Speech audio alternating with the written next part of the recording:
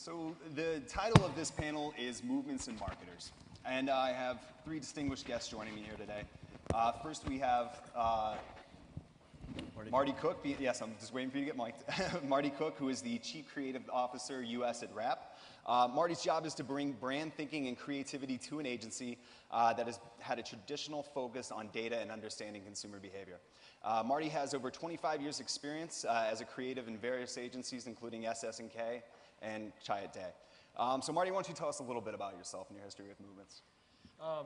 Yeah, I left SS&K about a year ago, and most of my experience with movements was there. We worked on the Obama campaign. We were the youth agency for the campaign, and I worked on the Live Strong Yellow Band for Lance Armstrong, and a number of other things like that. Great, great. Next we have Kristen Engberg. Kristen is a principal at Grassroots Solution, which is at grassrootssolutions.com.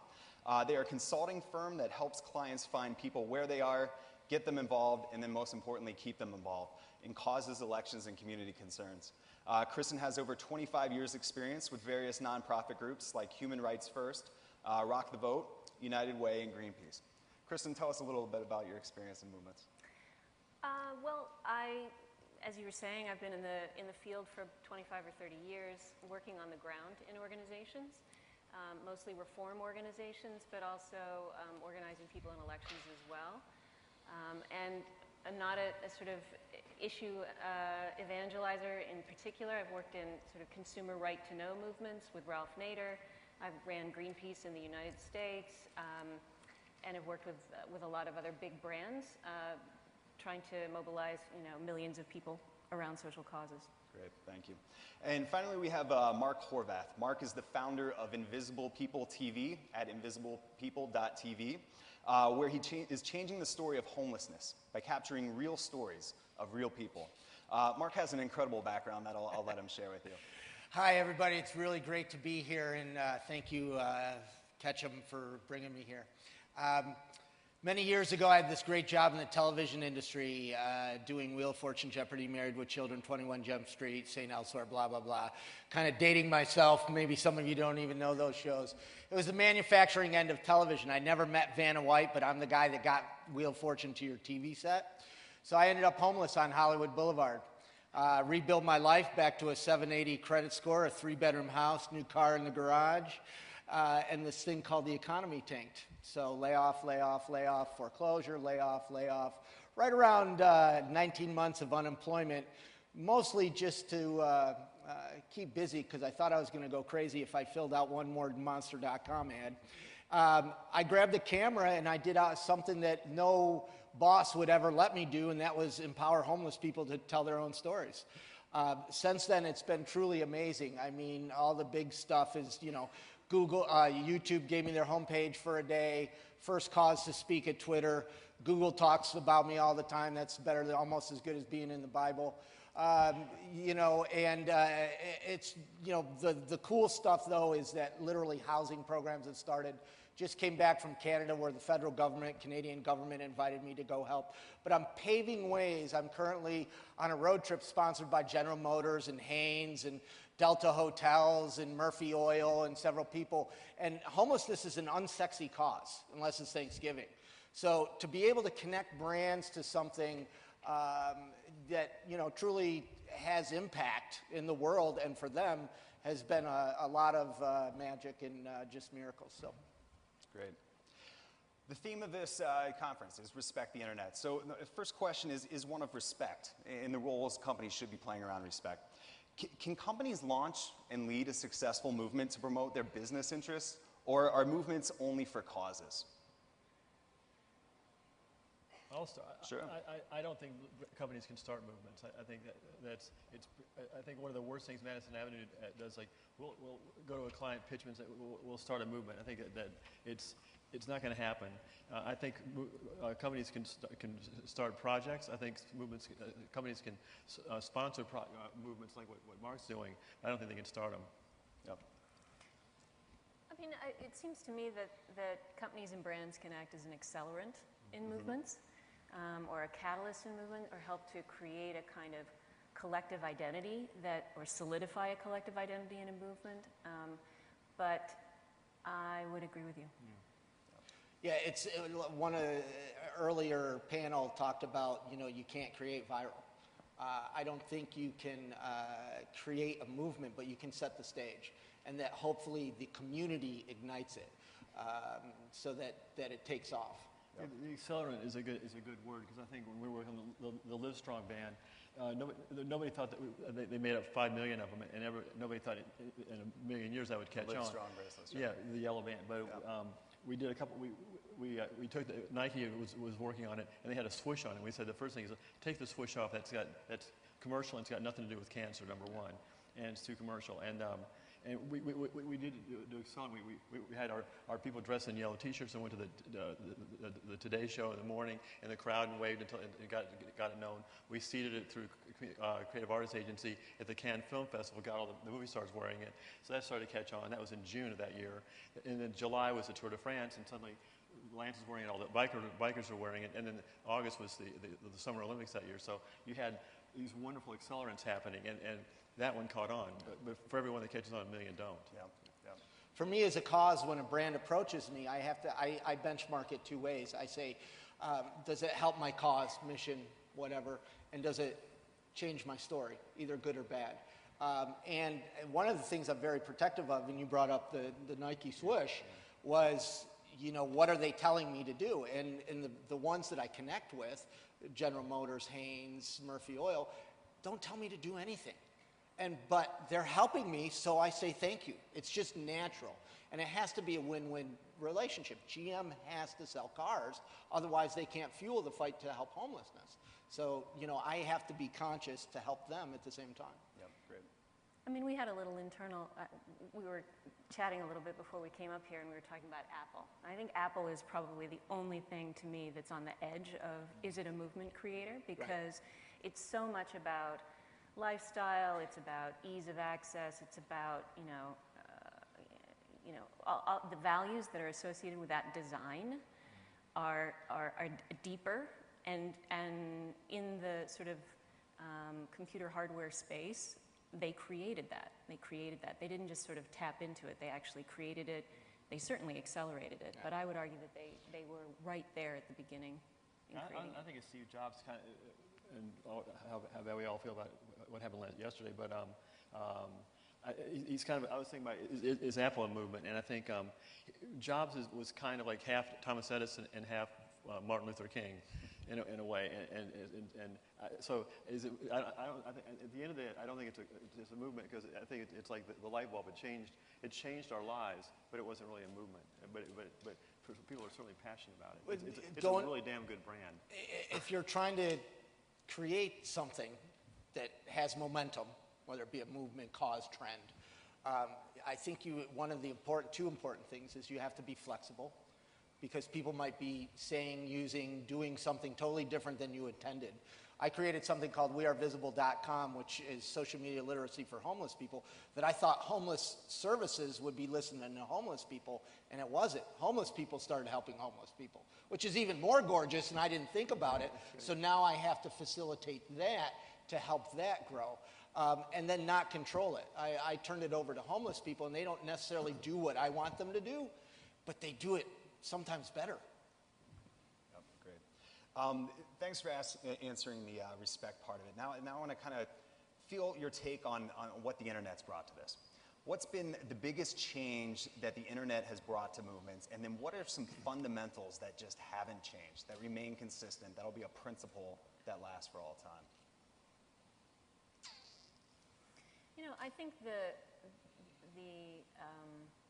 extent to which movements are now two-way conversations, we keep referring back to these movement leaders as if they were the megaphone for the movement, and they were the icon for the movement, and sort of the values of the movement were issued from those people. That's never been the case, but I think that's the sort of mythology around movements.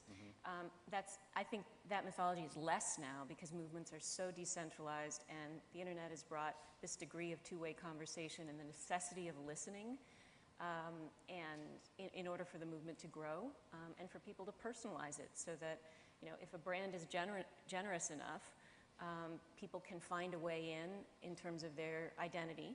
And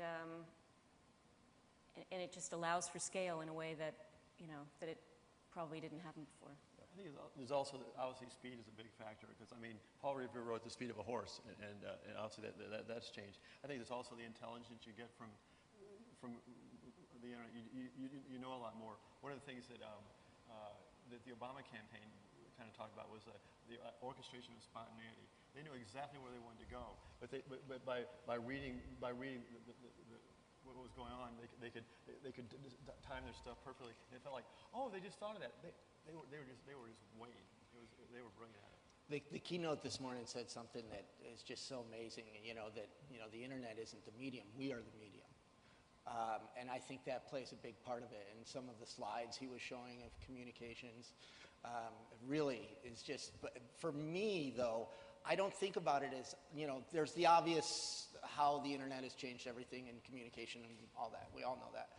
For me, though, I don't think about it as online and offline, because everything matters. What the internet has done in social media is that everything counts. And you don't know who has influence or that much influence. And one of the earliest things that I ever did, because I started all this with $45, was I would look at somebody's bio and I'd say, oh, they're local, let's go out for coffee.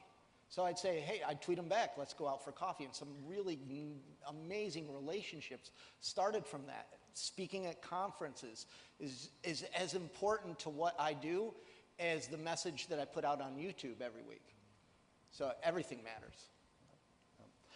David Weinberger in his keynote this morning talked about enabling networks, and that's something we all, we all get, and it's hard to kind of take that first step. So what's it look like in the future? What does an enabled network look like from your experience that you've seen that we can start to work for? I didn't hear the definition of enabled networks this morning because I wasn't here. Can you define it for me? Sure. He talked a lot about the whole, with everything coming together, networks are now more able to just be active in talking to each other. So I'm just trying to think, how do you, that's the ideal that we all strive for. So how do you kind of, what does it ultimately look like in the end state, and how can we get to that?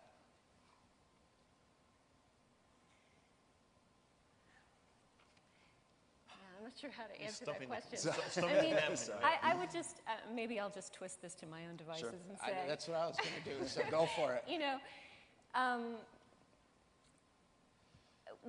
In our experience, you were talking about orchestrating spontaneity. So in our experience, movements require orchestration.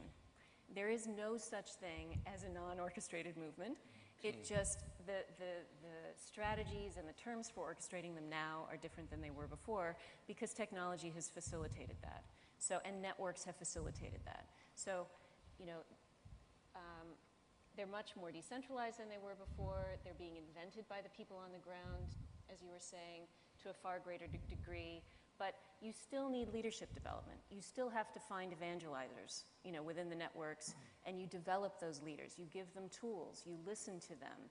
You give them entertaining things that they can do. They are catalytic forces. This is the same as it ever was in organizing, whether it's online or offline. So that's critically important.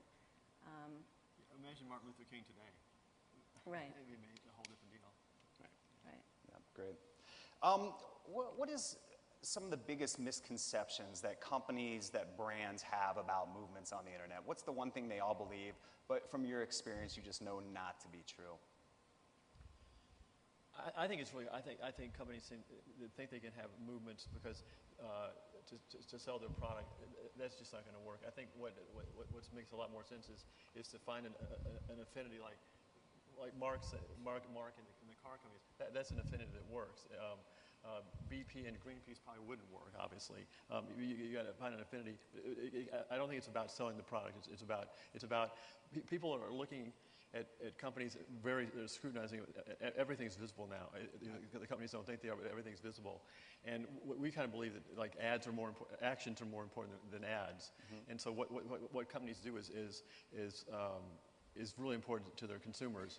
And they're making decisions based on the companies that, oh, that company's doing something I like, that company's doing something I don't like, and they make purchase decisions that way. So you can steer people's perception of your company by the affinities you choose. But creating a movement like to buy more Fords, that's a crock. Yeah. To me, it boils down to relationships. The relationship that I have with GM, for example, I'm a lot cheaper than a Super Bowl commercial. You know, and they're getting a 4-month, by sponsoring this road trip, you know, ROI, let's talk ROI. They sponsor this road trip. It doesn't cost them a whole lot, but they have a 4-month car commercial that's way cheaper than a Super Bowl commercial. On my end, the other side of the relationship is they use their influence and their infrastructure to help me fight homelessness.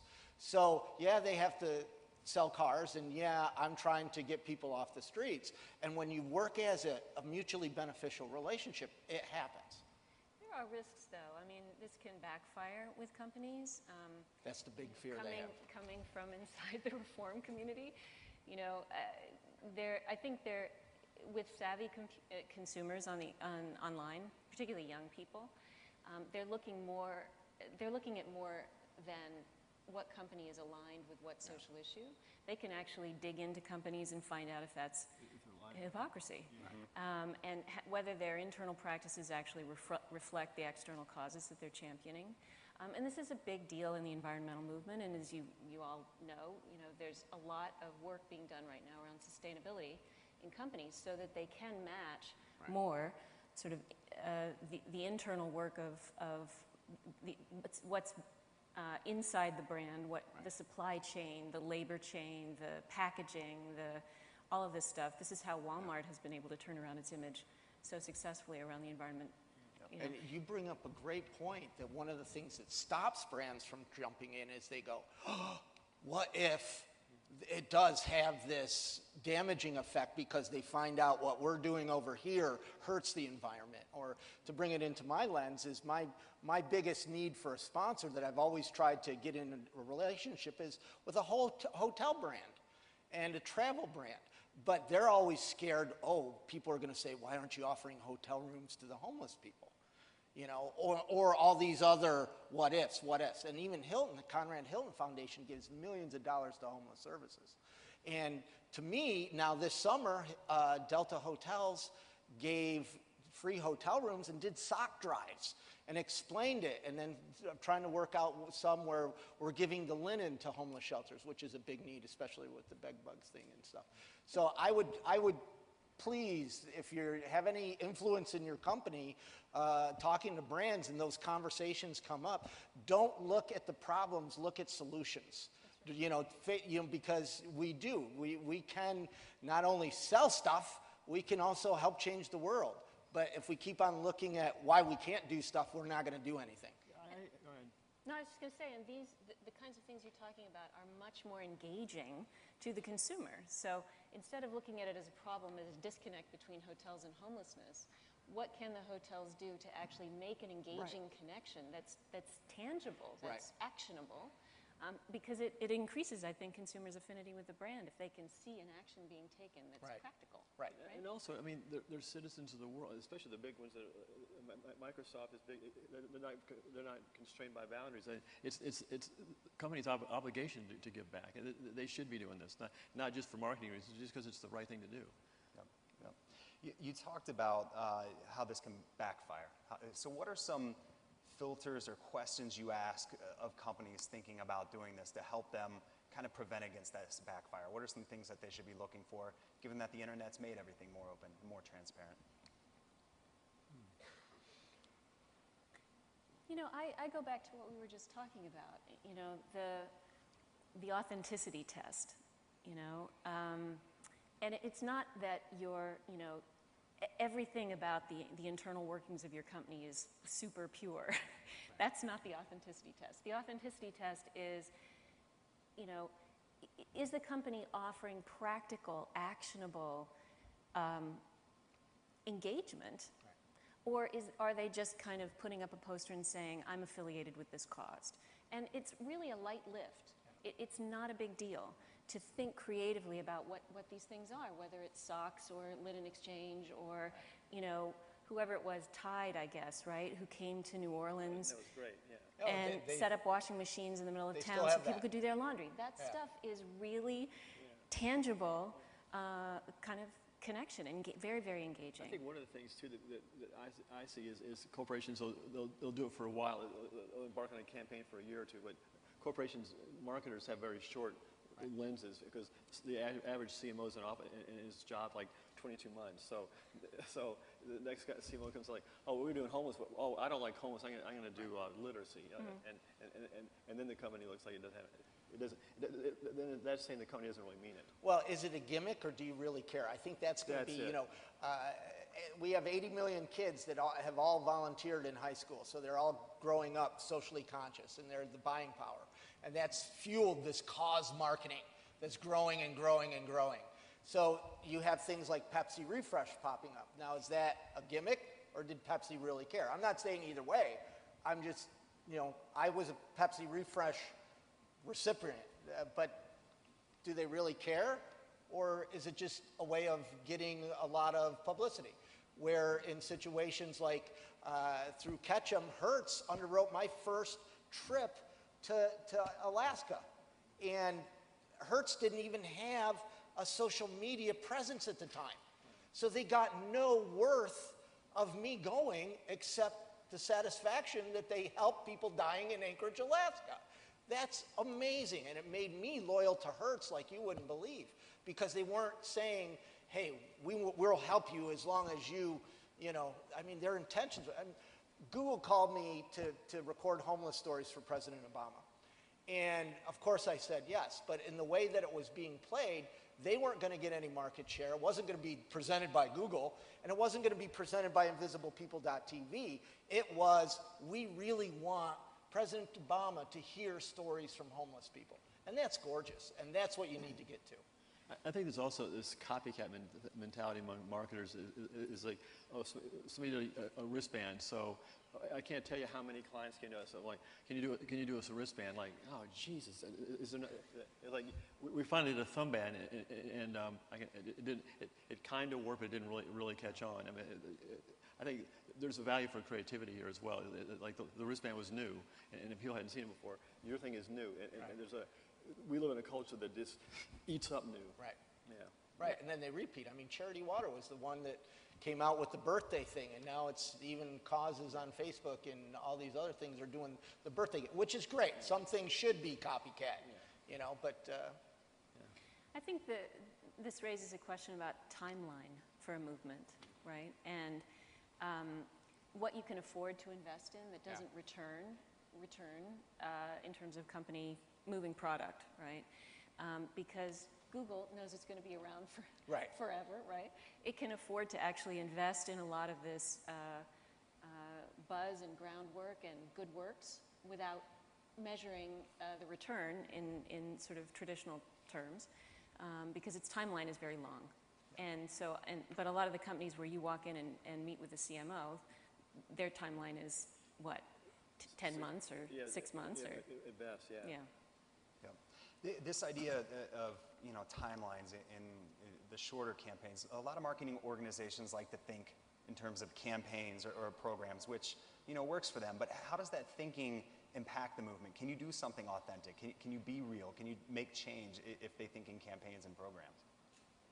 Oh yeah, I would, Yes. absolutely. Yeah. Does it? So does or it's not good. I mean. Yeah. So does it ladder up? Do the campaigns ladder up into something bigger? And how do you think about integrating all those shorter term things into something bigger? Well, you were talking. Yeah, I was just going to... You were talking. Why don't you talk about the civil rights thing, because how that worked. Your notion on that was really interesting. I mean, I was just saying earlier, I think it's a sort of false distinction that people say movements are one thing and campaigns are another. And I know within the lexicon of your space that I understand why people do that. But in our space, they really are. A movement is many campaigns layered on one another.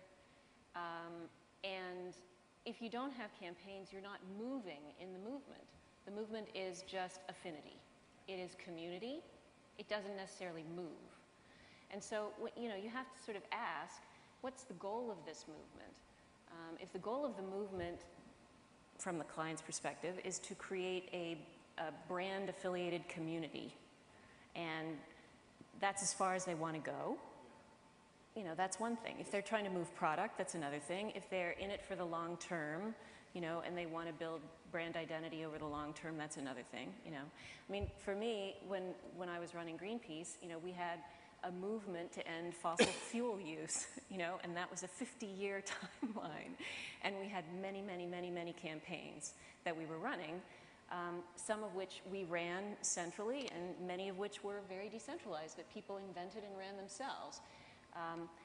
The many forces in the environmental movement helped to leverage. I mean, we're going to see this with Occupy Wall Street. I don't know how many of you are even looking at that, but it's really going to be interesting to see how this goes. It began, you know, as a radical center. There are organized forces now that are moving into it, like organized labor and others. There are groups around the country who are saying we want to replicate this, and there's this huge, spontaneous, you know, self-organizing aspect to it. And how those things intersect and how they leverage one another is going to be really interesting to see, because this, you know, we are the 99% meme, which you've probably seen or heard about, is a very, very generous meme, and many kinds of people can plug into that. How all of that kind of holds, you know, as it becomes more diverse, will be really interesting to see. It's a classic moment in movement building. One of the things is a little aside, but in the Arab Spring, I was reading in the advertising age, there was a young Egyptian ad agency. They would do posters in the morning, and they go out in the square in the afternoon. Like it was like it was a little campaign that was part of a bigger movement. But it's interesting how those posters obviously didn't. The movement way transcended the posters, but they were contributing. Yep. When thinking about some of those campaigns, how do you start thinking about the scope of it as it pertains to geography, as a company would like to go on? Is it a local, a regional, national, international? Do you look at it that way? Well, when I started, it was Los Angeles, which is obviously the homeless capital of America. And I knew I would, for people in Kansas to relate, I would have to go to Kansas because that's a big city issue. So I knew that would happen. I never dreamt that I would be in Lima, Peru. I never thought that the Canadian government would have me driving around Canada. So, but it goes back to being flexible for me. But it's, you know, for me, again, it's story. And the story for international, for what I do, homelessness, is way different than American and North American. So I'm trying to navigate that myself. Yeah, I mean, we all, you know, you've heard the expression, all politics is local, right? And that, you know, now, I think place for people is actually not just about geography, right? So place can be a community online that's not a geographic community, but it can still feel very local to people.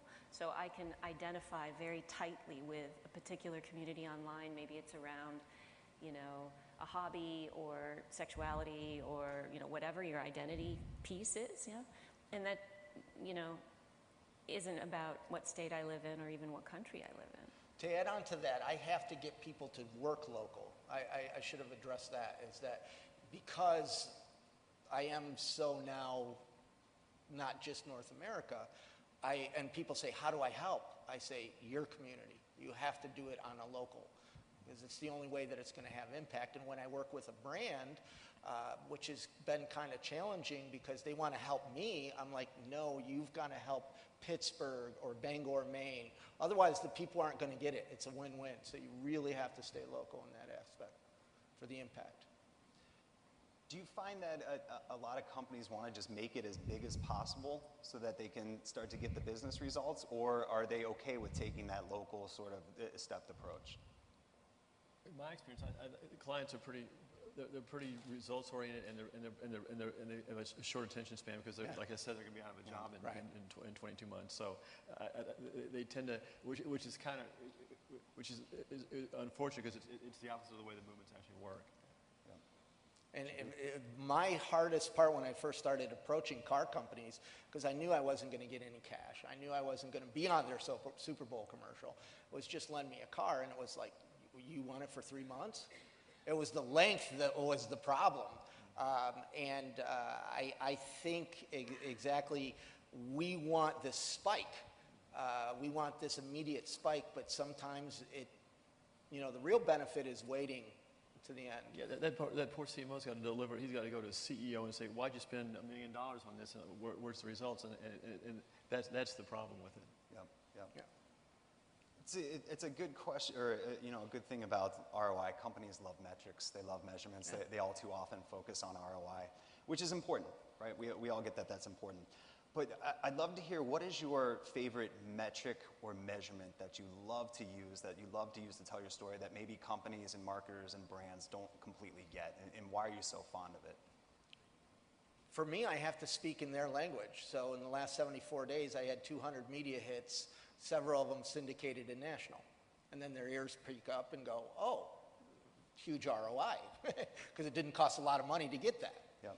So for me personally, it's people in housing, that I've changed something that got people off the streets into housing. But I think, like attracts like, is you're talking to marketers or PR people or directly to the brand. I wish we could talk directly to the brands. I've never met some of the brands that I talk to. I think we were having a discussion earlier, is that, and it's not that people are bad, sometimes the account executives are,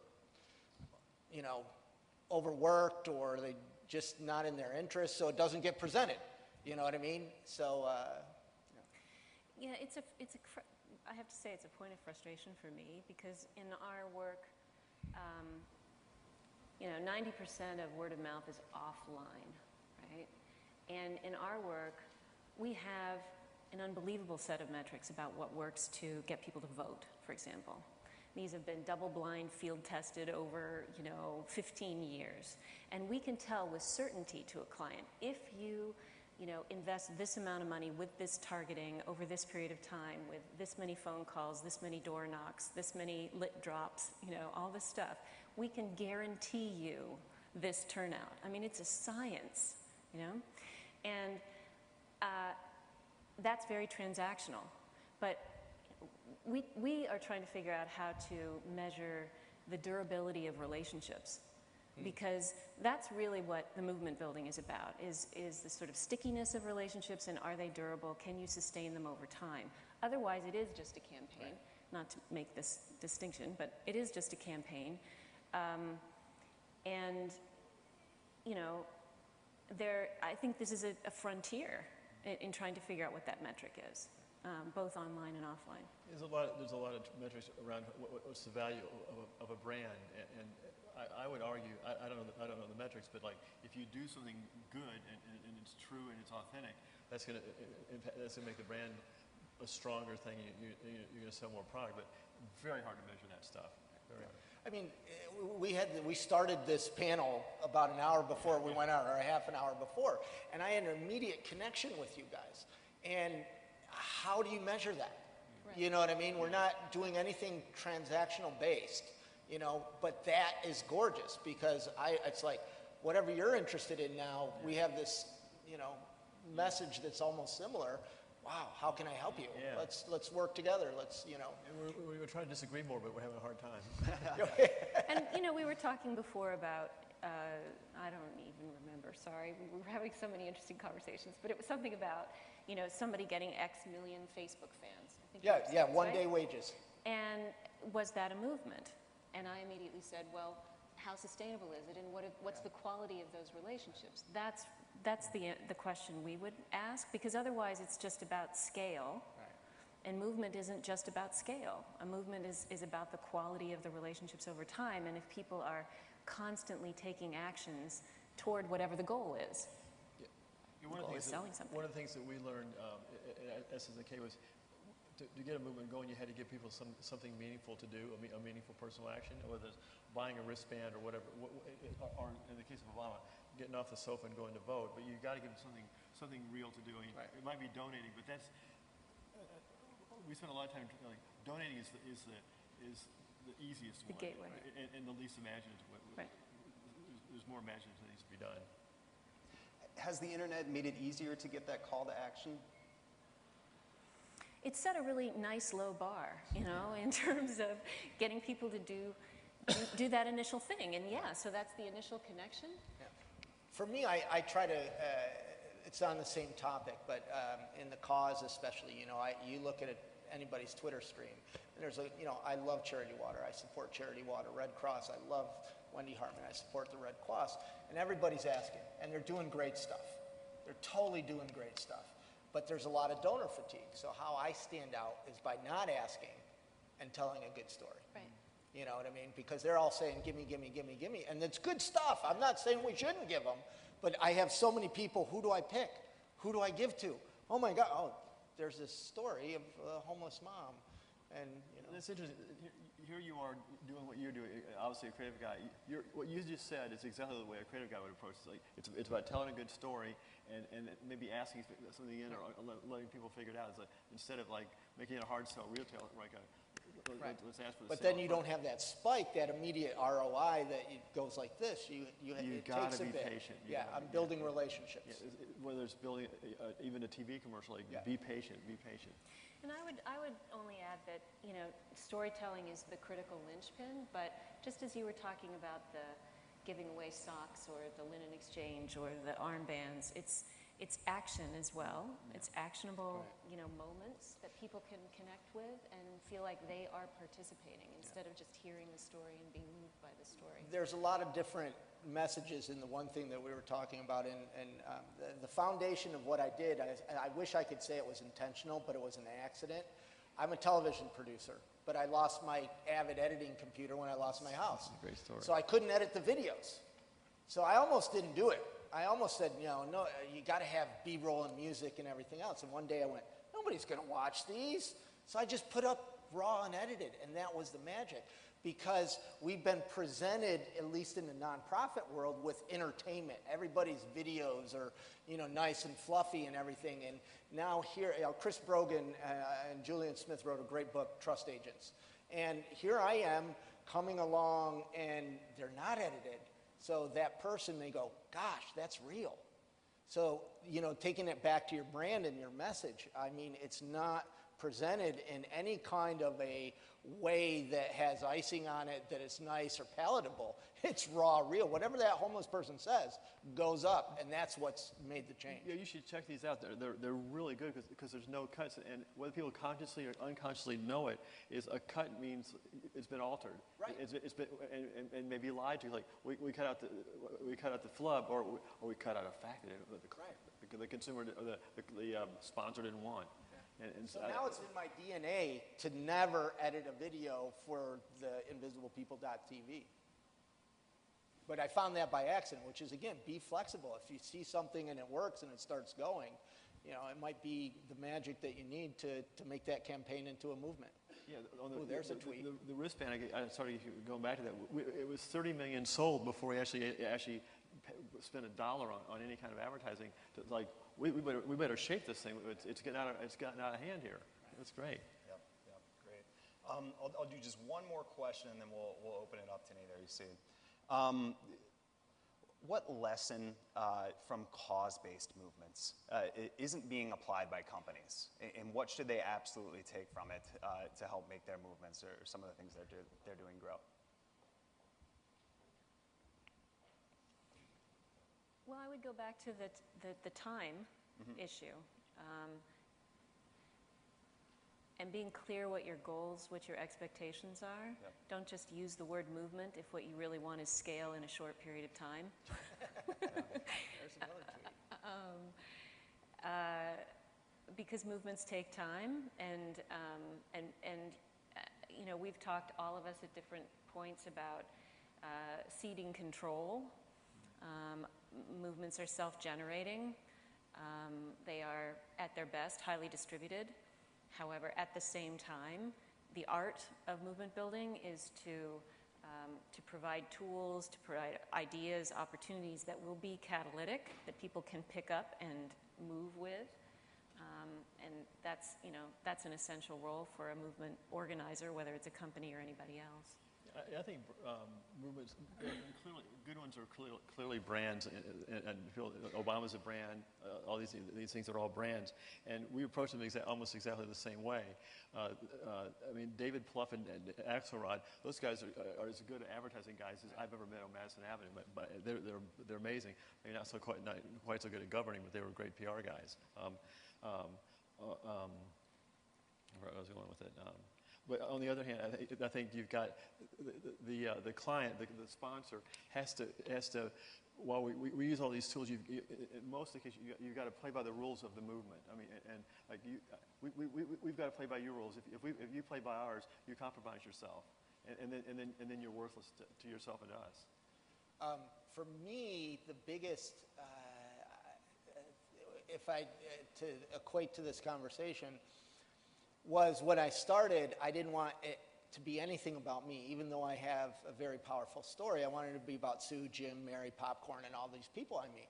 So I actually anti-branded InvisiblePeople.tv. I wanted it to be about them and none of me. But the more I tried to keep me out of it, the more media wanted to talk about me, talking about them. And so the lesson to me is, and again with the Nike swoosh on the band, is, decrease by lessening your message, which is almost counterintuitive for brands. It will actually increase others to talk about it. Yeah, that's interesting. Yeah, great. Doesn't look like there's any questions from the audience. Yes, come on up, please. Danzas. Mark, by the way, I've known you for 2 years. I didn't know you worked on 21 Jump Street. Can we talk about that later? Anyway, my question is, I kind of want to challenge you guys. It's not more of a question. It's more of an observation. I'm kind of curious what you think about it. The one thing I think brands and companies are able to do movement-wise is this whole idea of buy one, get one. So I look at OLPC, buy one laptop, donate one laptop. Look at Tom's, Ketchum client, buy one pair of shoes, donate pairs of shoes. Somehow those companies made it make business sense, but also it was all about charity. I'm curious if you guys think more companies are going to adopt that, and whether or not you really do believe that that might be a movement going forward. Well, Case Foundation, Steve Case, is now primarily they did Startup America, and they're proud, because Tom's Shoes I don't consider a brand, even though it is. It's more of a social enterprise, which is the new sexy term for a nonprofit without a 501c3, and it's a great business model. But there is this movement for more of that, and I have seen it. In Vancouver, I saw a bank just for homeless people that was just gorgeous. I mean, there's a lot of different reasons that is. And little tiny, a cafe for people with mental health. DC Central Kitchen is doing amazing stuff, recycling 2 tons of food a day and paying homeless people $13.50 an hour with health benefits to take chef lessons. What do you think the impact of that is? It's huge. So we need more of that, yes. But I don't think that makes it, I wouldn't say that's a movement at all. That's just a good philanthropy in business. Yeah. But that's not going to turn into a movement. Well, I meant the movement of social enterprise. There's a movement, the buy one, get one free, I think, is a gimmick. Yeah, exactly. But there is a movement, and like Steve Case and Case Foundation is seriously pumping money into making more of that happen. Great, it's 2:30, that wraps it up, thank you. Oh, I'm sorry, one more, I'm sorry, I apologize, come on up, please. Cool. Hi. I'm wondering, we've talked a lot about the relationship between companies and brands and movements in general, and I'm wondering if you think there's a distinction to be made for nonprofits' role in a movement. And if you would answer the question about those relationships between companies and brands and movements differently for nonprofits who also have brands and branding that they need to uphold. I think .com and .org is the same thing. I mean, if you don't sell, you don't eat. If I don't get a donation, you don't have anything. So I don't differentiate. So I think the same rules apply for a for-profit business as a non-for-profit business. And that actually, the rules of success and the rules of failure. Yeah, like I said, my focus is brands, and so whether it's a nonprofit or it's a cause or a movement or a company, they're all brands. Okay, thanks. Thank you.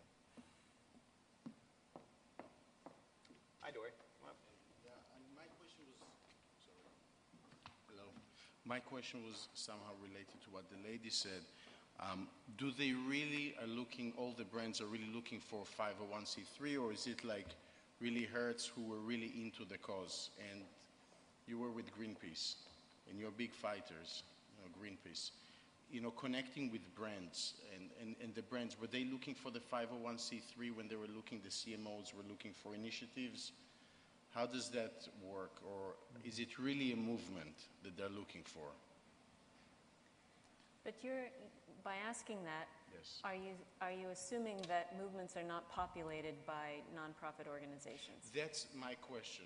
The reason is because I'm involved in a semi-movement, and it's on the border of a movement, 501c3, and the challenges that we've been experiencing with brands, that the brands are looking, if they're involved, if it's a 501c3, so they can also get a benefit, some sort of financial benefit of it as well. So what's really the truth about that, with regards dealing with brands? What are the brands really are looking for? I mean, I'm not sure I understand your question, but there, many movements,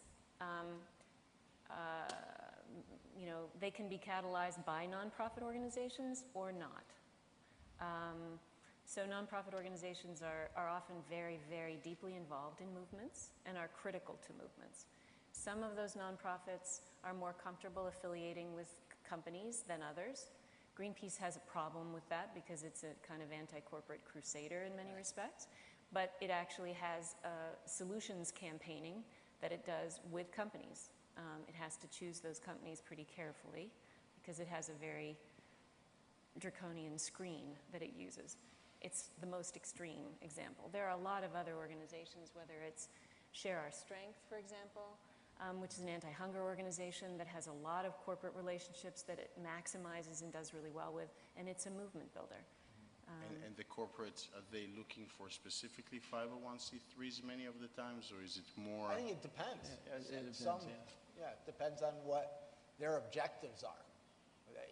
Where they want to steer their brand, their message, their story, what they're trying to sell, what they're trying services or whatever. Yeah, we actually did work on Share Our Strength, and they had a lot of partnerships in the food industry, and they were also trying to create a movement as well. So they were kind of spanning all three. Okay. All right. Thank you. Thank you. Okay, one final question, please. Hi. I was just wondering, do you think that the way people engage with movements now has been sort of fundamentally changed by the internet and technology? So, for example, in the 70s, to support women's right to vote, you had to get out there on the streets, pitch a tent, be around for 3 weeks, whereas now you can support a movement simply by liking a page on Facebook or, sponsoring someone through a charity where you click 2 buttons and you've donated $10. So do you think now movements can gain a lot of breadth and a lot of coverage very quickly, but it's much harder suddenly to get the stickiness that you guys are talking about and that you want to get because people feel they're already part of a movement but doing something very simple?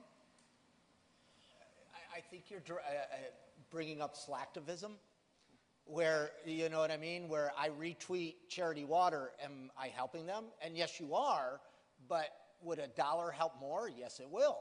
And how do you do that? Now, personally, I cannot stand the popular vote campaigns that many brands are doing, because if you're a breast cancer nonprofit and I'm a homeless nonprofit, we should be working together. We shouldn't be burning our networks to get more votes. I think those are a gimmick. And the ones that say, okay, for the next 1,000 people that like our Facebook page, we'll dote $1 a like. That's a gimmick. And what you do is now you inflate your followers with a bunch of people that don't really care, especially if you're like a local nonprofit. Like, for instance, in my lens, it would be, I work with the United Way in Los Angeles. So if they did that and they got a lot of people in New York and Kansas and everything just liking, so when they put out a message that they really want people to take action to, they don't have a lot of followers that are truly engaged in the cause. They're just retweeters and likers.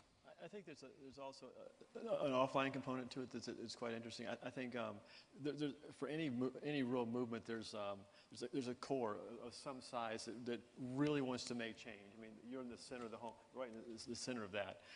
And there's a lot of people that I think people actually pick their movements or their affinities based on their own self-image. Like, oh, I'm an Amnesty kind of person, or as I'm like a Ford kind of person. There's probably movements affinities as well. Like, and in some ways, wearing a T-shirt with a peace sign on it, or a Greenpeace T-shirt, is no different than wearing a Nike T-shirt. They're communicating something about themselves, and they're not really the core of the movement. They're slacktivists.